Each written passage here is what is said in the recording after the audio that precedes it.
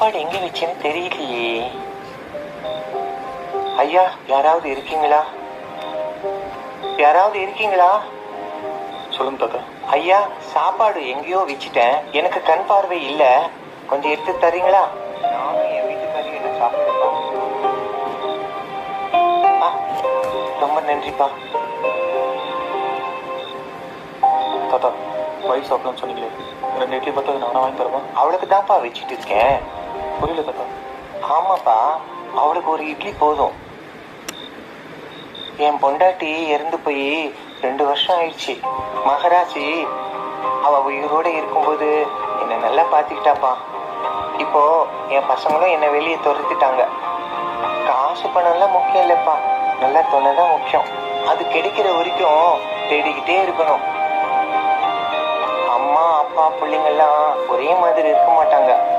கடைசி வரைக்கும் துணை மட்டும்தான் முக்கியம். பாரு, அவன் உடம்பால என்னை விட்டு பிரிஞ்சிட்டான், ஆனா மனசால என் பக்கத்துலதான் இருக்கா.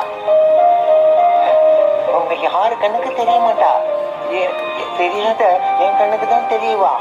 நல்ல துணை கிடைக்கிற வரைக்கும் தேடிக்கிட்டே இருங்க, சத்தாலும் நம்ம கூடவே இருப்பாங்க.